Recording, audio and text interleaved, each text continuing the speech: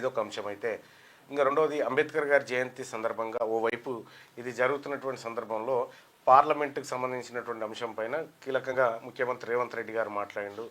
ఏమనంటే పార్లమెంటు స్థానాలు పెంచితే దక్షిణాది రాష్ట్రాలకు అన్యాయం జరుగుతుంది, కాబట్టి జిఎస్డిపి గ్రోత్ రేట్ ఆధారంగా పెంపుదల ఉండాలంటుండు. అది ఒక ఫన్నీ స్టేట్మెంట్.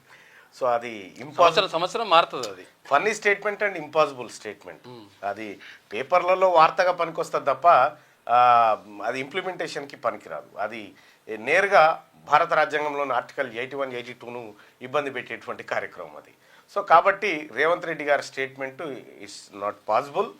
అండ్ అతనికి దక్షిణాది రాష్ట్రాలకి ఏం చేస్తే బెటర్ అనేటువంటి విషయంలో ఏదో మాట్లాడినట్టు స్టేట్మెంట్ ఇచ్చినట్టు అనిపిస్తూ ఉంది, కానీ అతనికి క్లారిటీ లేనట్టు అనిపిస్తూ ఉంది. సో దక్షిణాది రాష్ట్రాలకు న్యాయం జరగాలంటే ఎలాంటి ఫార్ములాలు వాడాలి? వాస్తవానికి ఇప్పటి వరకు కేంద్ర ప్రభుత్వం సీట్ల పెంపు పైన ఎలాంటి స్పష్టమైన విధానాన్ని ప్రకటించలేదు. కానీ చాలామంది నాయకులు ఇదే అంశం పైన ఆందోళనగా దక్షిణాది రాష్ట్రాలకు అన్యాయం జరుగుతుందని, కానీ భారత ప్రధానమంత్రి నరేంద్ర మోడీ గారు ఒక స్టేట్మెంట్ ఇచ్చినారు. ఏమని?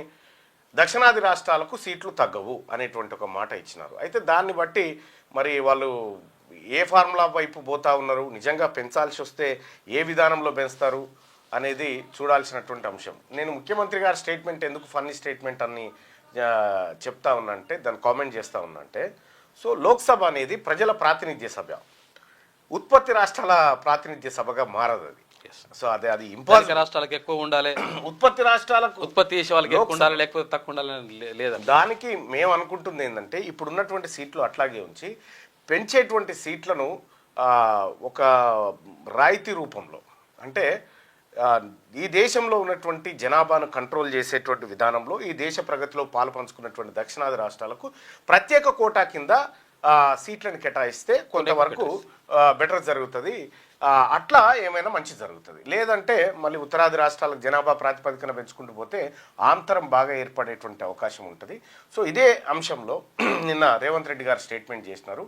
సో అది ఒక సిల్లీ స్టేట్మెంట్గా చూస్తూనే, సో రాజ్యసభ అనేది బలోపేతం కావాలి. సేమ్ టైం ఏమేం కావాలంటే, ఒకటి ఇప్పుడున్నటువంటి సీట్లను అట్లాగే ఉంచి అదనంగా వచ్చేటువంటి సీట్లను పంపకం జరగాలి. అదనంగా వచ్చేటువంటి సీట్ల పంపకం ఎట్లా జరగాలి, ఏ ప్రాతిపదికన జరగాలి అని అనుకున్నప్పుడు ఒక ప్రత్యేక రాయితీ కింద జరగాలి. ఇది రాజ్యాంగపరంగా కూడా పెద్ద డిస్టర్బెన్స్ అయితే జరగదు. ఇప్పుడు రేవంత్ రెడ్డి గారు చెప్పినటువంటి జిఎస్డిపి ఆధారంగా గ్రాస్ డొమెస్టిక్ ప్రైస్ ఉంది కదా, దాని ఆధారంగా చేస్తే మొత్తం గమ్మత్ అవుతుంది అన్నట్టు. ఇది అంటే దానిపైన ఆయనకి పూర్తి స్థాయిలో అవగాహన లేకపోవచ్చు, కానీ అప్పుడు ఏమవుతుందంటే లోక్సభ ప్రజల సభ ఏమవుతుందంటే నేరుగా అది ఉత్పత్తి రాష్ట్రాల సభగా మారుతుంది. ఉత్పత్తి రాష్ట్రాల సభగా మారినటువంటి సందర్భంలో ఈ రాజ్యాంగమే సంక్షోభంలో పడుతుంది. అంటే అంత సిల్లిగా ఉంటుంది అన్నట్టు. కాబట్టి మనం చేయాల్సింది ఏంటంటే, ఫస్ట్ నిజంగా లోక్సభలో సీట్ల సంఖ్య కనుక పెరిగితే దాంట్లో ఇప్పుడు ఉన్నటువంటి సీట్లను అట్లే పెంచి అదనంగా పెంచేటువంటి సీట్లు ఏవైతే ఉన్నాయో 888 ఏమో అంటున్నారు. సో ఇప్పుడు 543 ఉన్నాయి. ఈ 883 సీట్లను ఏ రకంగా పంపిణీ చేయాలి అనుకున్నప్పుడు దక్షిణాది రాష్ట్రాలకు ప్రత్యేక కోటా కింద, అంటే ఇవి ఈ దేశానికి మంచి చేసేటువంటి కార్యక్రమంలో ముందంజలో ఉండి చేసినాయి కాబట్టి వీళ్ళకి సపరేట్ కోటా కింద ఈ స్థానాలను పెంపుదల చేసేటువంటి అవకాశం ఉంటుంది. సేమ్ టైం వాళ్ళ జనాభా ప్రాతిపదికన వాళ్ళకు కూడా పెరిగినట్టుగా ఉంటుంది. అప్పుడు కొద్దిగా సమతుల్యత వస్తుంది. వీటితో పాటు ఒకవేళ ఇంకేమైనా ప్రమాదం వచ్చినప్పుడు ఏం చేయాలంటే, రాజ్యసభ చేతికి కొన్ని అత్యంత కీలకమైన పవర్స్ తీసుకుపోవాలి.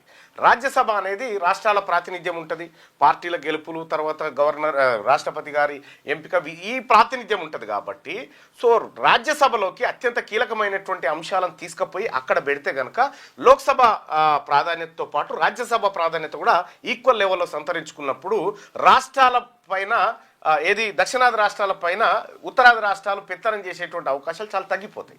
సో ఈ రకమైనటువంటి ఫార్ములాలను మరి ఏమైనా కేంద్ర ప్రభుత్వం వాడుతుందా ఏందనేది చూడాల్సినటువంటి అవసరం ఉంది. సో ఇది రేవంత్ రెడ్డి గారి స్టేట్మెంట్ పైన తెలంగాణ రాజ్యాధికార పార్టీ పార్టీ అధ్యక్షుడిగా నా అభిప్రాయం.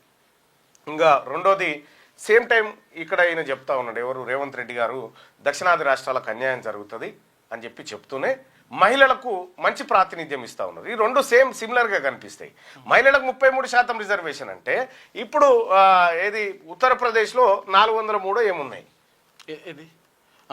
దాదాపు ఒక 133 సీట్లలో 130 అసెంబ్లీ స్థానాల్లో మహిళలు వస్తారు. అక్కడ ఎక్కువ మహిళలు వస్తారు, మన తాను తక్కువ మహిళలు వస్తారు. మరి సో ఈ ఈక్వాలిటీలో మరి మానతాన కూడా ఎక్కువ మహిళలు రావడానికి 50% చేయమను, ఎవడొద్దంటుండు. సో కాబట్టి ఒక విధానంలో ఒక తీరుగా ఇంకో విధానంలో ఇంకో తీరుగా ఉండడం అనేది, ఈ దేశం అనేది రాష్ట్రాల సమాఖ్య, అల్టిమేట్గా ఈ దేశం ప్రజలందరిది. కాబట్టి నీకు పార్లమెంటు స్థానాల విభజన అనేది జనాభా ప్రాతిపదికనే జరగాలనేది సుస్పష్టం, జనాభాను బట్టే చేయాలనేది. కానీ జనాభా నియంత్రణ అనేటువంటి అంశాలు వచ్చినప్పుడు ఒక ప్రత్యేక రాయితీల ద్వారా ఇక్కడ దక్షిణాది ప్రాంతాల్లో సీట్ల పెంపుదల చేయొచ్చు అనేటువంటిది ఒకటి రాజ్యాంగంలో మనం చేసుకోగలిగితే అది బెటర్.